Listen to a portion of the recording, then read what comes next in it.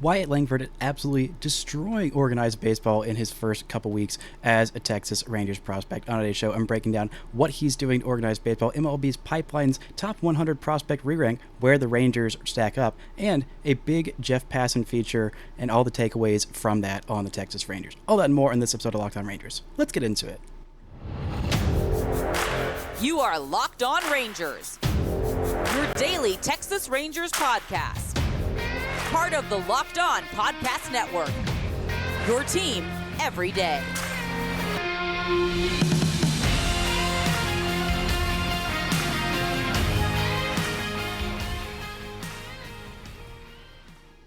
You are locked on to the Texas Rangers. I'm Bryce Patrick, a cripplingly addicted Texas Rangers fan since 2010, the founder and host for all 5 seasons of this Locked On Rangers podcast. Today is Friday, August 11th. Your Rangers are 68-47, alone in first place atop the AL West with a 2.5 game lead on those stinking Houston Astros. Thank y'all so much for making Locked On Rangers your first listen every single day. If you're not already, you can follow me on Twitter at Bryce Patrick. You can follow the show at Locked On Rangers. Subscribe on YouTube, where the best way you can help grow the show is to comment nearly any single thing below. Now, on today's show, I'm breaking down this huge Jeff Passan feature and some key takeaways, some things that you learned about the Texas Rangers, and a big Farm Friday update with a lot of emphasis on Wyatt Langford, the Rangers' first-round pick from this year. But let's get to the Jeff Passan feature, and it's kind of interesting seeing a big Jeff Passan feature on the Texas Rangers. There haven't been a whole lot of those. Passan, I think, is one of, if not the best baseball writers in the country. Just to have a big feature on the Rangers is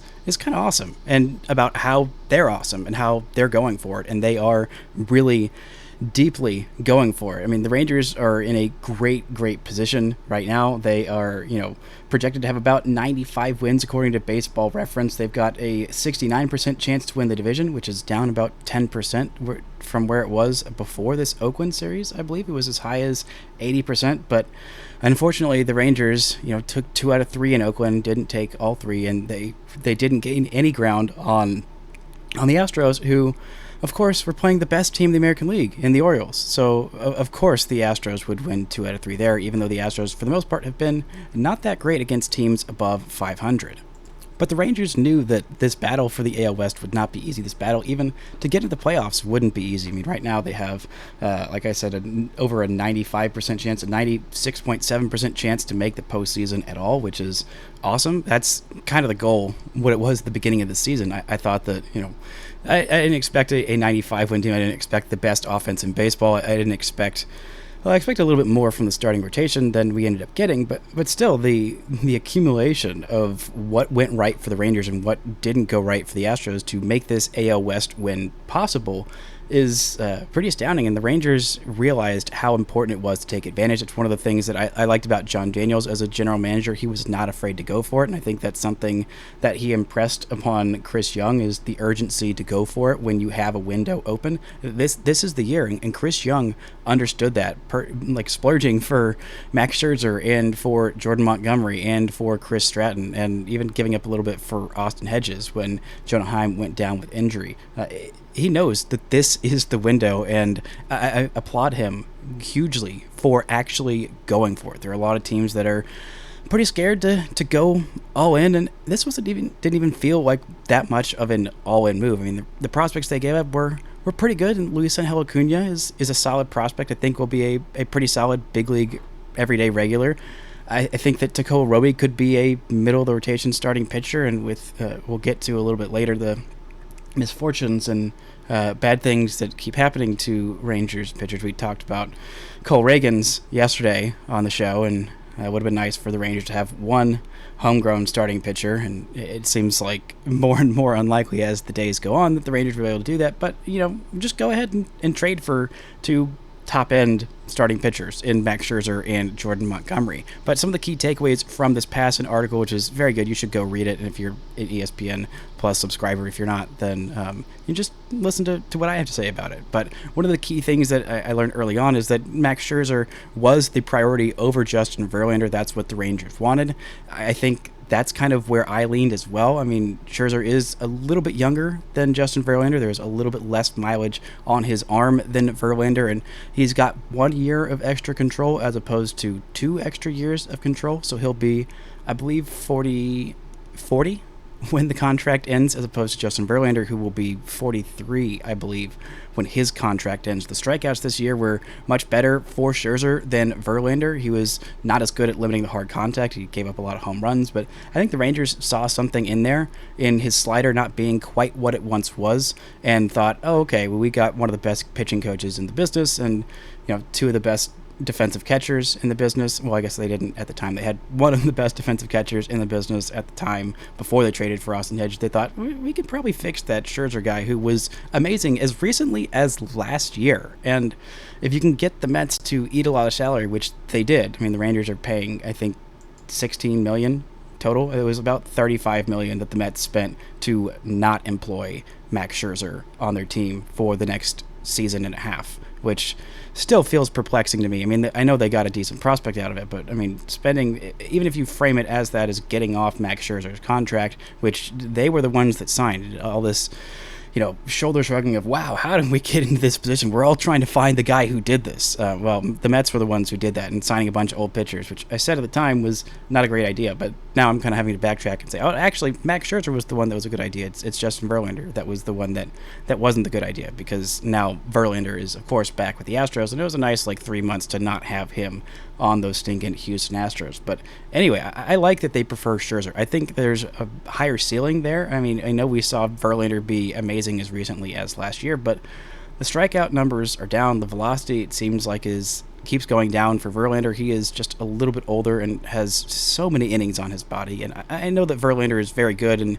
if there's someone that's going to keep defying Father Time, then it makes sense that it's Justin Verlander. But eventually it comes for everyone. It even came for Adrian Beltre. It took till Beltre was 38, but still, it comes for everybody at a certain time. And not that I'm preying on his downfall, but I'm a little bit preying on Justin Verlander's downfall. But one thing that the Rangers also added to their pitchers is it makes me look really stupid for not wanting the Austin Hedges trade, because the Rangers didn't give up very much, and it seems like he's already paying dividends. And one of the things that Austin Hedges did, even though he hasn't caught Jordan Montgomery yet, maybe he did for an inning in his first start with the Rangers, but Montgomery, he encouraged him to start throwing a cutter that he barely used with the Cardinals this year, and in his first start it paid huge dividends. He threw it 14 times, that cutter. He got 5 swings and misses. He got hitters to chase out of the zone half the time that he threw it out of the zone. It wasn't as good against the A's, but still, for the most part, he's been very good. He's only thrown that cutter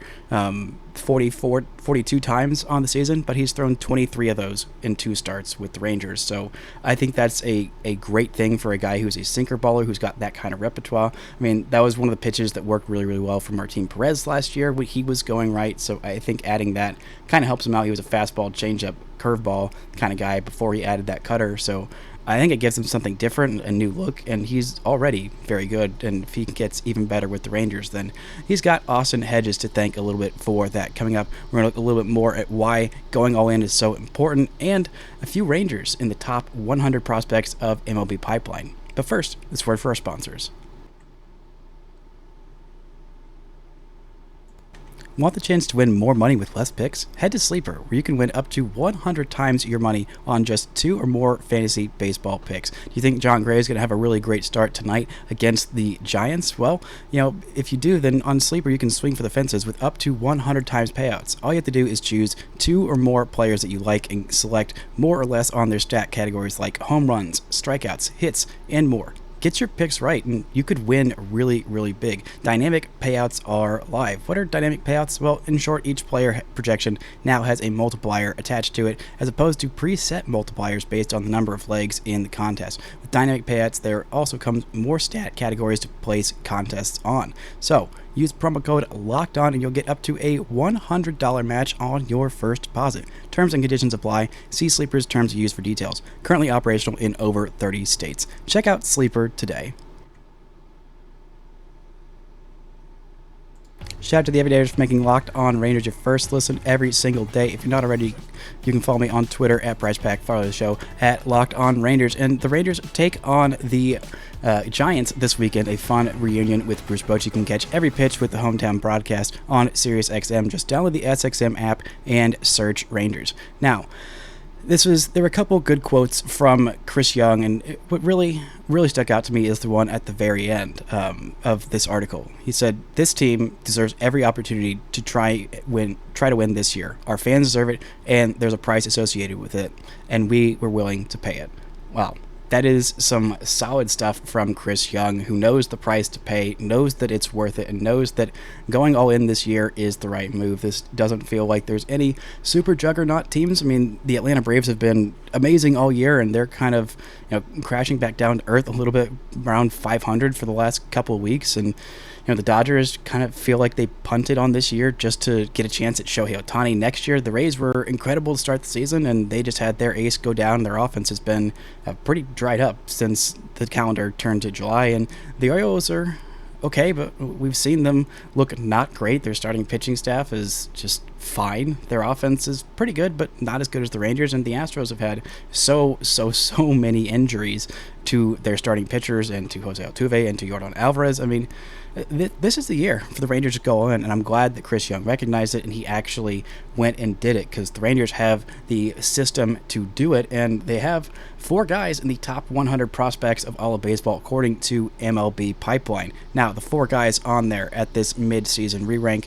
is Evan Carter at number 8 overall, Wyatt Langford at number 13, Sebastian Walcott at number 67, and Brock Porter at 98. Now, these are pretty good rankings, but there are a few guys that were on there at the beginning of the season. The Rangers had 6 guys on this list. The guys who are no longer on this list, or at least no longer Rangers, there's Luis Angel Acuna, who was on here. They also had Jack Leiter, who is no longer on here. For about 5 minutes, they had Kumar Rocker on here. He is not on here because of course, his Tommy John surgery, but they also had Owen White, who was at number 66 before the season. And Owen White, they have dropped him very far in this top 30 for the Rangers prospects. He was the number 3 prospect, I believe, maybe number 2 before all this re-rank, and now he's at their number 8 prospect. I think that's a huge drop off. I think that's a bit harsh, and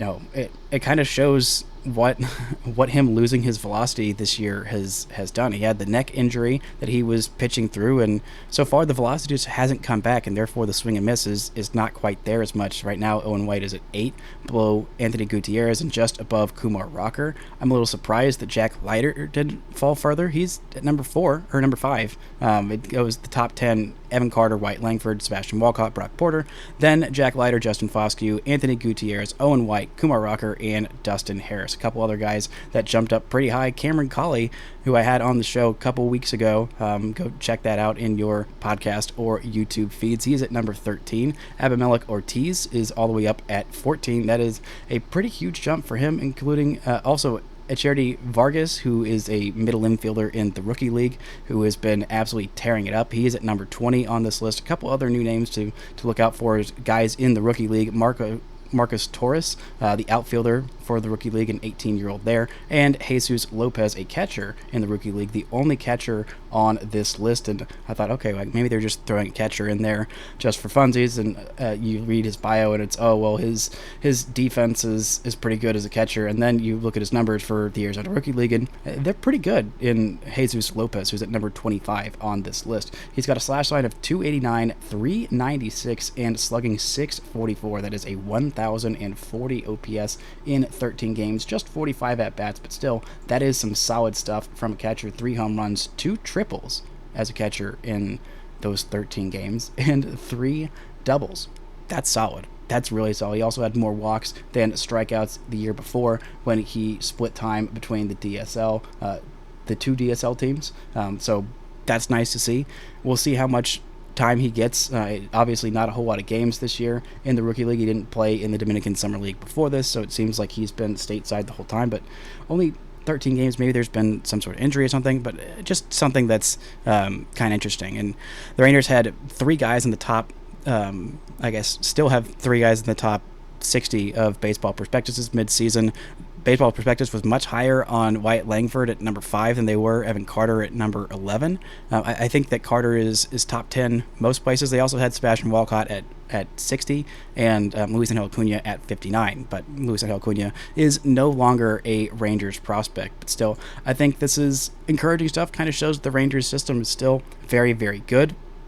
I'm a little surprised that Brock Porter wasn't higher. That's one of the things that I had a huge question with. He hasn't pitched yet in the month of August. I think he might be getting a little bit of time off because his last couple starts had not been as great, but still, he's putting up really solid numbers. And the guy that's ahead of him, that's significantly ahead of him, that I really question was Dylan Lesko, who was the other, the first prospect off the board, first high school pitcher off the board in that draft in 2022, I believe it was. He was the first round pick by the Padres, and he was a little bit lower on their pre-draft boards than, of course, our guy Brock Porter. And his numbers haven't been that impressive, really. He's in the same level, basically. He spent some time in the rookie league this year. He's got 7 starts on the year and 3 starts with low A Lake Elsinore Storm. And those 3 starts, he's gone a total of 8 innings.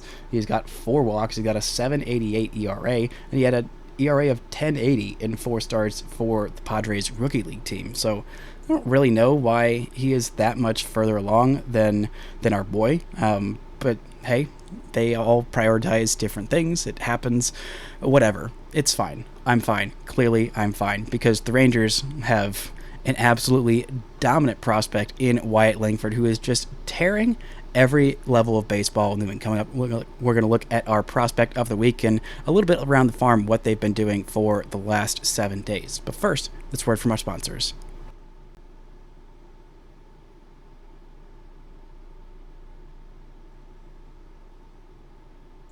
Shout out to the Everydayers for making Locked On Rangers your first listen every single day. On Monday's show, I'll recap this huge series this weekend in San Francisco. The Rangers take on the Giants this weekend, and you can catch every pitch with the hometown broadcast on SiriusXM. Just download the SXM app and search Rangers.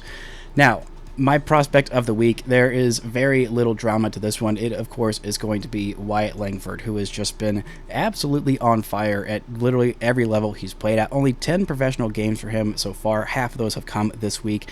And this week he has put up an insane slash line of .438, on base of .609, slugging .813. That is a .1421 OPS. And you think, oh, well, that's a small sample size. Well, let's look to the entirety of his minor league tenure so far, which again is a small sample size of 10 games, 47 plate appearances. But in that time, he's got a slash line of .395, .511 on base, slugging .816. A .1326 OPS for him in 47 professional plate appearances. Also, this week he had more walks than strikeouts at 6 walks to 4 strikeouts, had 2 stolen bases, had a home run, 3 doubles. Of course, what can't this guy do? Well, it seems like he can do absolutely no wrong, and I was extremely over the moon that the Rangers got this guy. I mean, it seemed like he was not going to be able to fall to the Rangers. It felt like the Rangers were going to get one of Walker Jenkins or the other outfield prospect whose name I can't remember at this moment. But it seemed like they were going to get one of the high school outfield prospects and not one of those top 3 college guys in Wyatt Langford, in Dylan Cruz, in Paul Skeens. But the Rangers got one, and they drafted him. They gave him all the money that they could, and it seems like it is a very, very worthy investment. I am just so incredibly high on this kid. He might be, I don't know what level he's going to end up at next year. I'm assuming he'll probably start in Double-A. I think that he's probably going to continue in High A for the rest of the season, at least until the High A season is done. But as we know, all the levels, they end about a week before the next level above them. So maybe if the Texas League Championship back-to-back is a thing that's on the table, which I don't think it is. I don't think the Rough Riders are doing nearly as well this year as they were last year, especially with some of their guys just not being as good and also not being there. There's not as much prospect talent on the Frisco Rough Riders as there has been in years past. Evan Carter is still there, and it seems like he might be there for a little while. For the last 28 days, he is in what constitutes a slump for Evan Carter, what other people would consider a pretty good month. His batting average has really taken a nosedive the last 28 days. He's hitting just .216, still has an on-base of .389 because Evan Carter is going to walk a whole bunch. That's just what he does. And he's slugging .432 with 4 home runs in his last 28 days. So, I mean, it's not really a slump for anybody else, but for Evan Carter, it kind of constitutes a slump. I think that he is just about ready for AAA if he starts to have a good week. I mean, this week he's got a 754 OPS, so yeah, that's a slump for Evan Carter, which is not a slump for most players. But Evan Carter is one of the top 10 prospects in all of baseball, according to most places, so I think a 750 OPS for a week is, not the best sign for him. I do still think that he's going to come up to AAA by the end of this season. Maybe he doesn't. If he doesn't break out of this slump, then I don't know that they're going to throw him into AAA, but there seems to be like there's going to be a spot for a little while with Julio Pablo Martinez coming up to the big league team. That move will be announced Friday night. Maybe it'll be announced while I am recording this podcast, and I talked a little bit about JPM on yesterday's show, and really excited for that kid to get his shot at the big leagues and maybe make an impact, maybe stick on that big league roster. We'll see if he can stick, but I think he can. And I mean, the Rangers need some help in the bottom of that order, and so why not JPM? I thought it might be Evan Carter, but with what he's done the last month and not just continuing to put up those insane numbers, which again is asking a lot because he is still a 20-year-old in AA. I think that he might end up staying at AA for the rest of the season, which wouldn't be the worst thing in the world. Still, I think that that's okay, and we'll probably see him in the big leagues at some point next year. Maybe it'll be midseason. I thought he would be challenging for a roster spot out of spring training next year. Right now, I'm not as sure about that. I don't think the Rangers are going to go make any big splashes in free agency. I don't think they're going to sign like Kyle Tucker.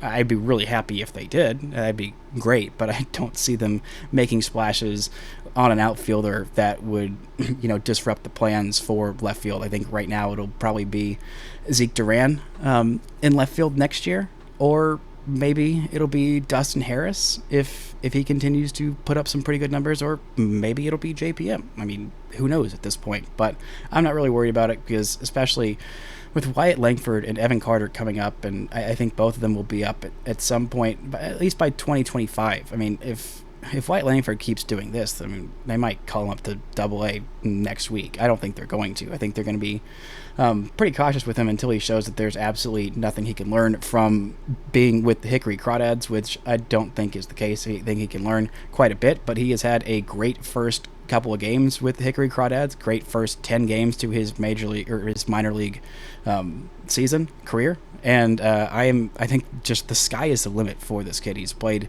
a lot of left field. I think seeing him in center more often would be encouraging. I don't know if he's going to be the center fielder at the big leagues, but he's got the speed to do it. And I think if the Rangers can improve those defensive reads, and the instincts are not the best, but he's got a big arm as well, and he's toolsy. He's already huge, and he's still very fast at 6'1", 225. Looks like he's built like a middle linebacker, but runs like a wide receiver. So I think that center field is possible for him. If he, is relegated to a corner, then I think that's totally fine. With his bat, he's definitely got enough offense to stick in to play left field or right field and have the offensive firepower to justify being in that position. But man, the bat speed on this kid, the home runs that he's hitting, the volume of the bat, the way it sounds is just, it's a lot of fun. It's a lot of fun having a prospect like this. And Evan Carter, as much as I like him and I think he's going to be a very good big leaguer, the power, just having a power hitting prospect that just does that kind of damage to baseballs is really, really exciting. And that's part of the reason why I've loved Joey Gallo, why I loved Nomar Mazara, and why I loved Lewis Brinson and Jorge Alfaro. All those guys had just absolutely insane raw power. And when you see someone just get a hold of one and send it 18 rows deep or 450 feet, however far these guys can hit baseballs, it is just something that's very, very encouraging. Now, there hasn't been a whole lot else going on the farm. There was one thing that I wanted to mention. Thomas Ireland, who is a Rangers 13th round pick, a 21-year-old lefty out of Canada. He was born in Canada and drafted out of Polk State College in Winter Haven, Florida, back in the 2021 draft. He was having a really solid season for the Arizona Complex League, and he got called up to Down East, made his first appearance there. Wasn't the best first appearance, but in the Arizona Complex League, he had 25 and a third innings pitched, 29 strikeouts, just 5 walks, and 1 home run, a 1.42 ERA.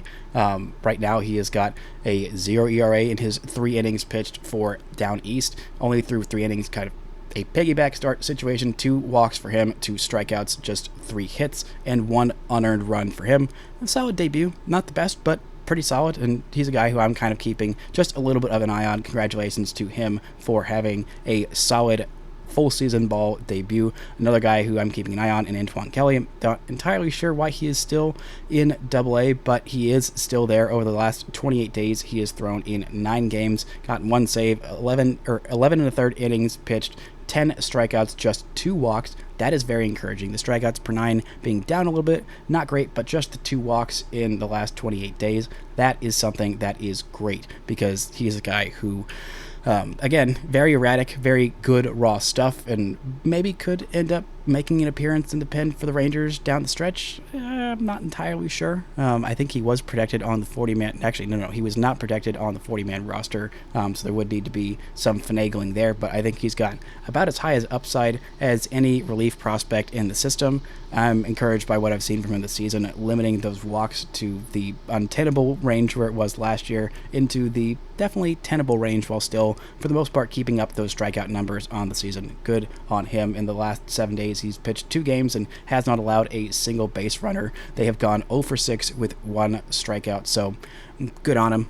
Good on him for going out there and going 2 perfect innings in the last week. 1 against the Midland Rockhounds, 1 against the Corpus Christi Hooks. But the state of the system is in a good place overall. Wyatt Langford being on fire is great. Sebastian Walcott has cooled off just a little bit in his last 28 days. He's got a 643 OPS, but again, he is still very young, and in the last 28 days, he's only played in 18 games. The last 7, he's only played in 3 games. I think they're just giving him a little bit of a break, but in the last 7 days, he does still have more walks than strikeouts, and that is definitely an encouraging number for him. And I'm still encouraged by the state of the system overall. It is still in a very good place, and the trades that they gave up, I mean, they gave up 2 of their very good draft picks in that 2020 class that's looking just better and better and better. I mean, I'm a little surprised, going back to the prospect rankings, the top 30, that Justin Foscue didn't leapfrog Jack Leiter. I kind of thought that Justin Foscue might even leapfrog Brock Porter, who is having a solid season, but Foscue has got more walks than strikeouts and decent power numbers and playing okay defense at third and passable defense at second base. I thought that he might jump up a little bit further, but having a top 3 prospects into your system of Evan Carter, Wyatt Langford, Sebastian Walcott, those are all guys who could be top 25 prospects by the midseason next year in all of baseball. I mean, Langford is already basically a top 10 prospect in all of baseball, and so is so is Evan Carter. Having those 2 guys in your system, I can't remember the last time. Actually, I probably can. The last time the Rangers had 2 top 10 prospects overall in all of baseball, I think that was probably the 2013 or 2014 season, whenever Joey Gallo's stock was incredibly high and Norman Mazzara's stock was incredibly high as well. I think those guys both made it into top 10 prospects in all of baseball kind of status, but still, this is a very good farm, a very deep farm. Keep having all these guys pop up, like the Echeritti Vargases, like the Marcos Torreses, the Jesus Lopezes. That is an incredibly good sign that not only are you signing the right guys, but developing these guys that kind of come out of nowhere, just like the Abimelec Ortizes of the world. There's just a really healthy state of this farm system. I'm really encouraged by it, and the Major League team is also doing it really well too. I'm excited for this weekend series in San Francisco. Unfortunately, a 9:15 first pitch on Friday night, which will be on Apple TV Plus. So just a reminder for that to go get yourself Apple TV. Actually, I think maybe it's still free this year. I don't know. If not, go get yourself a subscription if you want to watch tonight. But Rangers hopefully look to start another at least 8-game winning streak, maybe a 50-game winning streak. I don't know. Just make things go better. Gain yourself some ground on those stinking Houston Astros, because now is the time. It is time for the Rangers to be in a playoff chase. They've got the future looking bright. They've got the present looking bright. And Chris Young knows the time is now, and it is a great time to be a Texas Rangers fan. So enjoy the holy heck out of it. That's going to do it for this week's editions of Locked On Rangers. Thank you all so much for listening and subscribing. And until next time, don't forget to enjoy first place Texas Rangers baseball.